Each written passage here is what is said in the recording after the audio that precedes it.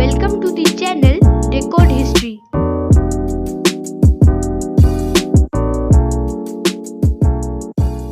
Subscribe कीजिए decode history channel को history related topics के बारे में जानने के लिए और बेल आइकन को दबाना ना भूलें लेटेस्ट अपलोडेड वीडियोस के नोटिफिकेशन सबसे पहले पाने के लिए। Today we are going to discuss about the Pitts India Act of 1784. But before getting into the topic, I would like to request my viewers who haven't seen my previous videos to please see those videos too. For videos related to British imperialism or details about viceroys and governor generals or to know about Regulating Act of 1773, please don't forget to check the description box as link is provided. So now let's get into the topic. पिट्स India act 1784 को the east India company act भी बोला जाता है, जो कि पास हुआ था 1784 में ब्रिटिश पार्लियामेंट के द्वारा, ताकि रेगुलेटिंग एक्ट ऑफ 1773 का जो भी डिफेक्ट्स था या जो भी ड्रॉबैक्स था उसे करेक्ट किया जा सके। इस एक्ट के अकॉर्डिंग इंडिया में ड्यूअल कंट्रोल हो गया था ब्रिटिश पोजेशंस का ब्रिटिश गवर्नमेंट एंड कंपनी की तरफ से, जिसमें फाइनल अथॉरिटी गवर्नमेंट के पास था। ये एक्ट कंटिन्यू हुआ था अंटिल 1858। ये टॉपिक बहुत ज़्यादा इम्पोर्टेंट है SSC and civil service exams के लिए, इसीलिए जो भी एस्पिरेंट्स है इस वीडियो को एंड तक देखें। ये एक्ट का नेम विलियम पिट से रखा गया है, जो कि उस टाइम पे ब्रिटेन प्राइम मिनिस्टर था। प्रोविजंस ऑफ द एक्ट, हम प्रोविजंस को पॉइंट वाइज डिटेल्स में डिस्कस करेंगे।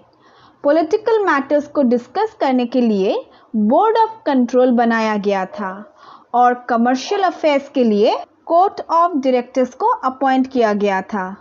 अब ये जो बोर्ड ऑफ कंट्रोल था वो सिविल एंड मिलिट्री अफेयर्स को देखरेख करता था और बोर्ड ऑफ कंट्रोल में टोटल 6 पीपल थे। First, secretary of state, that is board president, second chancellor and fourth privy councillors etcetera. इस ड्यूअल सिस्टम ऑफ कंट्रोल में कंपनी को रिप्रेजेंट कर रहा था by the court of directors और British government को रिप्रेजेंट कर रहा था by the board of control. इस एक्ट में कंपलसरी कर दिया था कि जितने भी सिविल एंड मिलिट्री ऑफिसर्स थे उनको अपना प्रॉपर्टी डिस्क्लोज करना पड़ेगा इंडिया में और ब्रिटेन में भी विद इन 2 मंथ्स उनका ज्वाइनिंग डेट से लेके। जो गवर्नर जनरल्स काउंसिल था उसका स्ट्रेंथ कम कर दिया था 3 मेंबर्स तक और 3 में से ही कमांडर इन चीफ बनेगा ऑफ ब्रिटिश क्राउन्स आर्मी, वो भी इंडिया में। अभी इस एक्ट के अकॉर्डिंग गवर्नर जनरल को वेटो पावर्स दिया गया था, जो कि रेगुलेटिंग एक्ट ऑफ 1773 में गवर्नर जनरल को नहीं दिया गया था।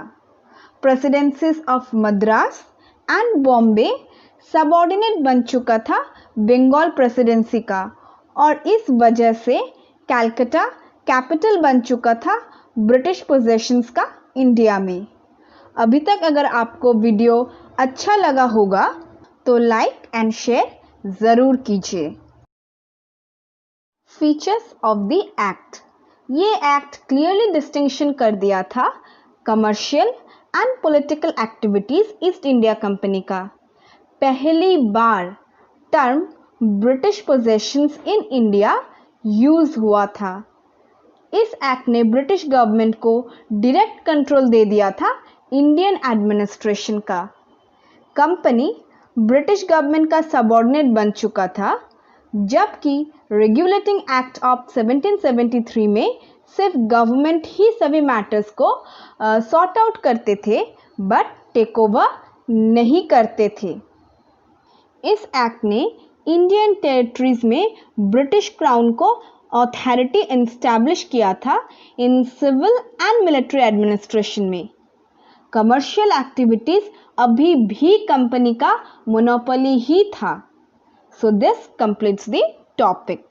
In our upcoming videos, I'm going to discuss about the drawbacks of this act. So today's question is, what is the other name of the Pitt's India Act? You need to answer this question in the comment section. If you have any doubt or any topic in your mind, please feel free to comment me and I'll make sure to upload that topic for you. So that's it for today. Hope to see you all in my next video. Till then, bye, take care, and please don't forget to like, subscribe and share. Welcome to the channel Decode History.